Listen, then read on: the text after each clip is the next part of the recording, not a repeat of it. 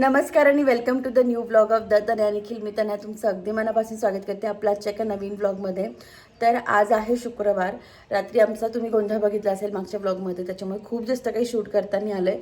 आज ट्राय करते, म्हणजे आज फोन उचलला आहे, म्हटलं बघू दिवसभरात काय काय मस्ती होते आणि आय होप म्हणजे तुम्हाला आवडेल. हे आय थिंक हे प्रत्येकाच्या घरात होत असेल. उन्हाळ्याच्या सुट्टी, दिवाळीच्या सुट्टी जेव्हा आपण मामाकडे जाऊन एवढा हंगामा करतो. आम्ही तर खूप जायचो लहानपणी गावाला आणि अजूनही जातो, पण आता आईकडे सगळे येतात आणि इथे मजा करतो आम्ही. आई आत्ताशी उठली, कारण आई का एवढी दमली आहे लग्नात. जाशील परत लग्नाला? जावंच लागतं ना आता. आई इतकी जाम झालेली होती, कारण खूप ऊन होतं आणि त्यांना काल शेवटची तारीख होती लग्नाची, त्याच्यामुळे ते इतके ट्रॅफिकमध्ये अडकले. सकाळी बरेच लवकर गेले होते ना गं तुम्ही? आणि रात्री त्यांना यायला जवळजवळ 10 वाजले होते. मग स्वयंपाक वगैरे असं करता करता मी आज जरा जास्त लवकर उठले, कारण आज माझ्या ब्लड टेस्ट आहे जेवणाआधीच्या जेवणानंतरच्या. त्यामुळे मग म्हटलं पटपट पटपट आवरूयात. पोरं आमचे असे झोपलेत की ते 12पर्यंत उठत नसता, एवढा त्यांचा गोंधळ चालू होता. आणि त्यात सखीचं असं आहे की हे माझ्या मामाचं आहे, हे माझ्या बाबाचं आहे, त्यामुळे तिचं आहे हा माझा बेड आहे. सगळ्यात जास्त तर ह्या बेडरूममध्ये आम्ही झोपतो जेव्हापासून आलोय, किंवा जेव्हा पण आम्ही येतो तेव्हा इथे झोपतो. काल इथे काका वगैरे आलेले होते, त्याच्यामुळे ते इथे झोपले आणि आम्ही सगळे गादी टाकून वरच्या रूममध्ये झोपलो होतो, वरच्या हॉलमध्ये. तर तिला असं झालं होतं ना की ही माझी रूम नाही आहे. ती दादाला म्हणायची हा माझा बेड नाही आहे मामा, माझा बेड खाली आहे, मला खाली जायचं आहे. असं करत करत कसं तरी तिला झोपवलं. आणि आता आज दिवसभरात काय काय होतं ते बघण्यासाठी ब्लॉग शेवटपर्यंत बघा. त्यानंतर ना माझी ब्लड टेस्ट होती आणि त्यांना माझी नसच सापडत नव्हती. माझा हा नेहमी प्रॉब्लेम येतो, नस न सापडायचा. सो त्यांनी ना ह्यावेळेस पुढे आपलं जे मनगट असतं ना त्याच्या पुढून ब्लड सॅम्पल घेतलं आणि त्याने मला इतका त्रास झाला होता. मे बी तो दादा एक्सपिरियन्स नव्हता आणि मला झालं होतं की यार मी चुकीच्या माणसाला बोललं होतं का. तर इतकं वाईट टोचलं गेलं होतं, पण मला टेस्ट करणं खूप गरजेचं होतं. आणि माझं हे सगळं सुरू होतं तेवढ्यात निखिल आला. आता निखिल फक्त 5 मिनटं आला होता भेटायला, कारण तो त्याच्या मित्रांसोबत मस्त ट्रिपला चालला होता. तो मला म्हणत होता माझ्याशी बोलू नको, मला जाऊन एन्जॉय करायचं आहे, मला 2 दिवस कॉल पण करू नको. तो गेल्यानंतर ना आमचे काका झाडावर चढले होते. जसं मी वॉकच्या ब्लॉगमध्ये पण सांगितलं की आंबे खूप आहेत, पण आम्हाला ते वरचे काढता येत नाही आहे. तर काकांची हाईट खूप चांगली आहे आणि काका मस्त झाडावर चढून चढून काकांनी इतके आंबे काढून दिले. आणि त्यानंतर ना ह्या सगळ्या चिल्लर पार्टीमुळे सखी पण आंबा खायला लागली. याचा मला काय आनंद आहे, कारण ना ती इतके दिवस खात नव्हती, पण आता पिऊ मामा खातोय, म्हणून दीदी खातीये म्हणून तिचं थोडं थोडं का होईना खाणं चालू आहे. ज्या बायकांना वाटतं ना की माझी वहिनी खूप सोजवळ आहे, बघा दोघं सासवा काम करताय, आयतं ताट येतंय तिला जेवायला बसलीये. बोल काहीतरी. आज पकडाय त्या तेरे कोमने. अर्थात मी पण असंच खाते, आई पोळ्या करतात मी टेबलवर असते. पण हिचं मला दाखवायचं होतं. आई काल माझी थकून आली, मग आईने पोळ्या केल्या सगळ्या, कारण हिने पोळ्याच नव्हत्या केलेल्या. गरम गरम पोळ्या. ए बाई मी गेली नव्हता ग बाई, तू का बरं तिची बाजू घेते? वशीकरण. पण मला अजिबात ताण नाही, कारण पियू आणि मनू पूर्ण सखीला खाऊ घालतात. एकदम आरामशीर कारभार चालूच आहे का. सखीसाठी पाणी पण चालवलंय. नुसते मागं पुढे असतात पोरं माझ्या पोरीच्या. कोणाला? पप्पाला. आणि मी मोठी गडबड केली. मी आज सगळ्यांना मूवीला घेऊन जाणार होती आणि मी तिकीट बुक केले. 2:30चा शो होता, त्याच्यामुळे आम्ही सगळे पटपट आवरत होते सगळे. आणि मग आमच्या नंतर लक्षात आलं खूप लेट. एकदा मी मेल चेक करत होती ब्रँच म्हणून, मी परत एक मेल बघितलं बुक माय शोचा, तर माझ्याकडनं उद्याचे तिकीट बुक झाले. असं पण पप्पा हां नशील, नाही तर आम्ही तर आमच्यासोबत पप्पा होते. आणि इकडे ना मावशी काय करते, अनारसाची तयारी करते, कारण ते धोंड्याच्या दिवशी जावायला द्यायला लागतात. काय केली माई प्रोसिजर? काही नाही, 3 दिवस भिजवले, आज धुतले चांगले ते.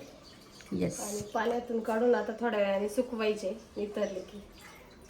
अशी मोठी प्रोसेस सुरू आहे जावयासाठी. आणि आई आता बरी झाली आहे सकाळपेक्षा ना थोडीफार. पाहिजे काही नाही. लागलं दोघं साईडनी. अगं आई ती जास्त पिकलेली कैरी आहे, तर आम्ही ना मुरंब्यासाठी ते ह्या कैऱ्या हे करून घेतलंय. जर होत असेल शिजून जाईल ते. आणि ते आम्ही याच्या काय फूड प्रोसेसर मधनं काढतोय, बट त्याचा ज्यूस निघतोय बऱ्यापैकी. सो नाऊ दादा विल ट्राय.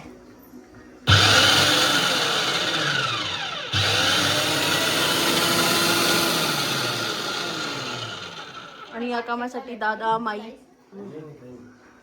आणि आई तिघही लागले. मी माझा स्वयंपाक केलाय.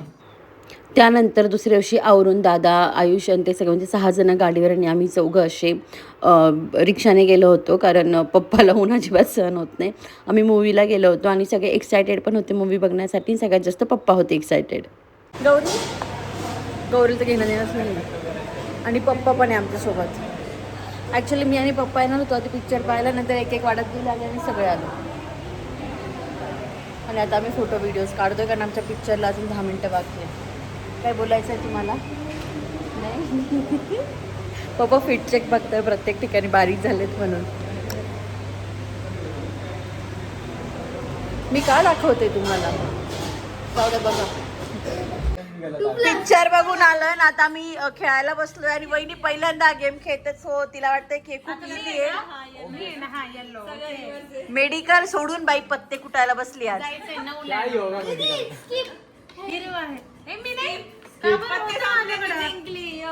आणि गोंधळ घालत घालत आम्ही इतका पसारा घातला होता, सगळ्यांनी मिळून आवरायला घेतला. त्यात गौरीचं आणि पिऊचं भांडण चालू होतं की कोण टेबल पुसेल. म्हणजे कामासाठी एवढे एक्सायटेड असतात ते दोघं. तर त्यांनी सगळ्यांनी मिळून पटपट घर आवरला. सखी काही मध्ये मध्ये करत नव्हती, कारण सखीला तिच्या तिघं आज्यांसोबत इतकी मजा मस्ती करायची होती, बाहेर होती. तर रात्रीचा 1 वाजलाय आणि आमची एनर्जी बघा. सगळे मोठे झोपवून दिलेत. हे दोघं जरा जास्त याच्यात आहे. येस, कैची मारतोय आम्ही. कैची मारून त्याचा कुरड झाली. हळू पप्पा उठतील हळू. फोकस नाही. 4 डाव मी जिंकली आहे, हा 5वा आहे. अगं हिला काय गेम आहे तर शिकू सांगा रे एकदा. बदाम सुट्टीमध्ये सगळ्यात पहिले कोणता पत्ता टाकला? तुम्हाला माहिती होईल. बदाम सुट्टीमध्ये सगळ्यात महागडे पत्ता कोणते? ते पण 1000 रुपयाचा प्रश्न आहे. वहिनी तुला 1000 रुपये देऊ आम्ही सगळे मिळून. नाही, माझं सेक्रेट आहे. आमच्या वहिनीला कलर खेळता येतो. काय खेळता येतो? आकडा. खेळती का? तुम्हाला दोघांना एकत्र खेळावं लागेल. तर आमच्या घरात वहिनी सोडून सगळे पत्ते एक्सपर्ट आहेत. आणि या पोरांकडनं मी नवीन गेम पण शिकली, उनोवाला. उनो कलर काय असतं? ते माहिती मला पियाने शिकवलं. मग आता आयुष बरोबर खेळ तुम्हाला कळलं खरं काय आणि खोटं काय. का पियाने सगळं फेक शिकवलं होतं काय? पियाने स्वतःला जिंकवण्यासाठी काय कोणते घ्यायचे की परत रडशील? मी नाही रडत रे पत्त्यांसाठी. हे कोणाचे? मला चांगलेच पत्ते आहेत. वाईट आले नाही अजिबात नाही यार, मला तर पनोती लागली यार. आमची म्हणून जेव्हा आपण मंदिर भारी पत्ते तर तेव्हा सगळ्यात जास्त पॉइंट्स नाही हारते. म्हणजे आमच्याकडे इस्पिकचा राजा होता ना, आम्ही इस्पिकची सती सगळ्यात लास्ट टाकली स्वतःनेच. असो, आई मम्मी तर सगळे झोपले, पप्पा वगैरे सगळे झोपले, सखी झोपली आणि आमचा धंगडधिंगा सुरू आहे. अरे थांब ना, तिला इकडचा अभ्यास शिकवू दे थोडं. काय ग वहिनी, काय म्हणजे एक ग? ए म्हणजे एक ना आयुष. आणि चार जिंकली ती मग. आम्ही ना आता वहिनीला काय शिकवतो माहिती, आम्ही वहिनीला सांगितलं हे जे पत्ते आहे ना, बदाम एका साईडला, चौकट एका साईडला, फ्लॉवर एका साईडला असं करायचंय. 10 नंबर आहे तो. हे बदाम. हा चौकट. अरे ते पान दाखवा ना, पान. आपण उद्या शिकू आता. हे ना प्रोसेस आहे. हे कलर आहे. 4 कलर आहे तुमच्याकडे. Cut to day 2. आणि मला जेव्हा पण तुमच्याशी शांततेत बोलायचं असतं, मला इथेच येऊन बोलावं लागतं, कारण इथे तो गोंधळ नसतो. आता जवळजवळ 8, 8:30 झाले आणि निम्मे लोक आमचे झोप येते, कारण काल म्हणजे सगळे मोठे उठले. चिल्लर पार्टी झोप येते, म्हणजे मनू आणि जोईच म्हणता येईल, कारण दादा आयुष पिऊ सकाळी क्रिकेट खेळायला गेलेत आणि आम्ही रात्री 1-1:30 वाजेपर्यंत इथे दादाच्या रूममध्ये होतो. त्याच्यानंतर वरती जाऊन पण आमचा एक भाऊ MBBSला आहे, म्हणजे माझ्या मावशीचा छोटा मुलगा MBBSला आहे 3rd इयरला. सो मी त्याला फोन केला, कारण की असे पण MBBSवाले जागेच असतात. सो रात्री 2-1 वाजता आम्ही त्याला फोन केला, त्याच्याशी अर्धा तास वगैरे बोलत बसलो. आमचा कुठे वेळ गेला कळलं नाही. इथे आल्यापासून एक सगळ्यात छान गोष्ट म्हणजे सखी माझ्याकडे तिला घेणं देणंच नाही की आई झोपायला हवी आहे, आई खाऊ पिऊ घालायला हवी आहे. तिला चिल्लर पार्टीचं तिला खूप पॅम्पर करतं, म्हणजे सगळी पाणी पाणी पाणी सगळी चल जेवा जेवा कर, म्हणजे तिला एक घास खाऊ घालायला 4 लोक असतात मागे पुढे तिच्या, तिची पॅन्ट बदलायला 4 लोक असतात की त्यांना सांगावंच लागत नाही. आणि मला हे बघून खूप गोड वाटतं, कारण ह्या सगळ्या चिल्लर पार्टीसाठी मी सगळं केलं आहे ते, कारण मी आणि दादा मोठे होतो आणि आय थिंक दादा 7वीला मी 4थीला असेल, त्याच्यानंतर मामा मावशींचे लग्न झाले, त्याच्यामुळे ही जी चिल्लर पार्टी आहे ही मुलांसारखीच होती. आणि सगळ्यात मेन तर मनोपिऊ, म्हणजे अनिकेत तरी मावशी तरी छत्रपती संभाजीनगरला असायची, त्याच्यामुळे अनिकेत एवढा अंगावर नव्हता, बट मनोपिऊ खूप अंगावर होते, कारण ते इथेच राहायचे.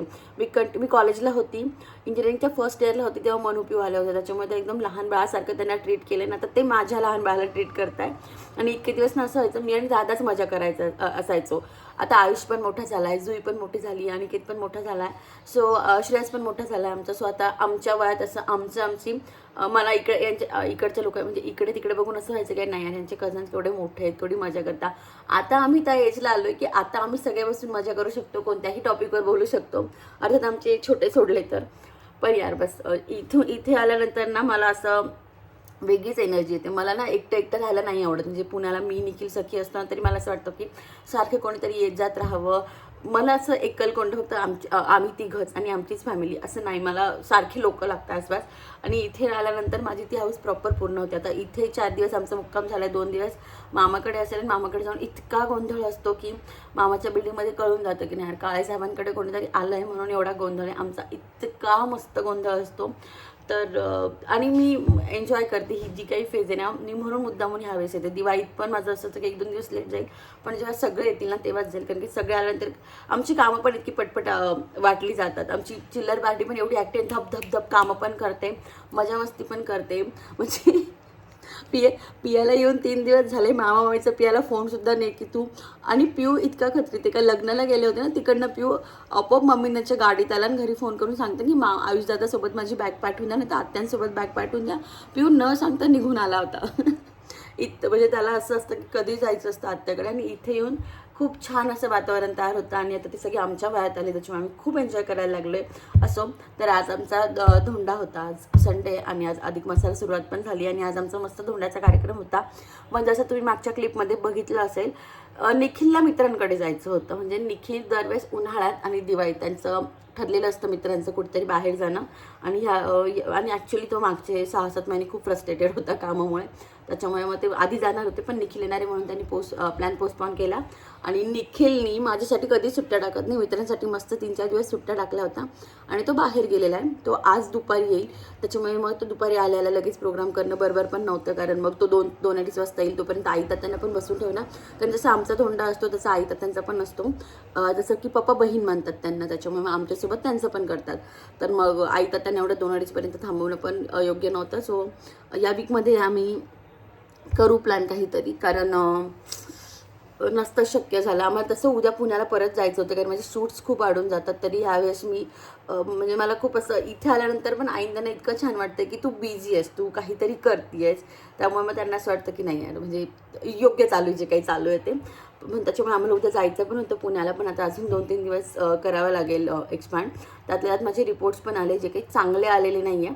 सो निखिलचं असं म्हणणं आहे की सगळं ओके करून मगच जाऊयात, कारण तिथे लगेच कोणाला तरी मदतीला बोलवणं, आईला किंवा आईंना तर जमतच नाही शेतीमुळे, पण आईला पण गौरी असते, वहिनीचं शेड्यूल बिघडून जातं, त्याच्यामुळे लगेच तिथे कोणाला मदतीला बोलवता येत नाही. सो तुझं जे काही आहे ते प्रॉपर रिपेअर करून मग आपण इथून उठूया, मग बघूयात. मे बी आम्ही 2-3 दिवस अजून इथे राहू, मग धोंडाचा आमचा प्रोग्राम होईल आणि मग आम्ही जाऊ. आता धोंडा फक्त निखिलचा नाही आहे, माझा पण असतो, कारण मी माझे सणसूद प्रॉपर हक्काने सेलिब्रेट करून घेते जे काही असतं ते. असं आज आम्हाला साड्या घ्यायला पण जायचं आहे. तसं मावशीने खूप साड्या आणल्यात दाखवायला, पण काल आमचा एवढा गोंधळ चालू होता, त्याच्यात नीट बघणं नाही झालं आहे, त्याच्यात नाही आवडलं तर त्याच्यात गेल. पुन्हा अधिक मास आहे, सो मी आई आणि मावशी सगळ्यांची ओटी भरते. आता इथे म्हणू नका की सासूबाईंची का भरत नाही, मी आईंना साडी घेते पण ओटी भरत नाही, कारण ते नसता परत असं मी मागच्याच आय थिंक अधिक मासामध्ये ती सुरू झालं होतं ना आईची ओटी भरणं, तेव्हाच कोणीतरी सांगितलं होतं की सासूची नसते भरायची. सो मी माझ्या दोघं मावशींची आणि आईची ओटी भरते. आज त्या पण साड्या घ्यायच्या आहे, माझी पण धोंड्याची घ्यायची आहे. पुन्हा नाशिकला आली आहे आणि आता पोरं आहे सगळ्याला सांभाळायला, तर म्हटलं माझी पण जी काय थोडी मोठी शॉपिंग आहे ती करूयात, कारण घरी गेल्यानंतर तर काहीच होत नाही.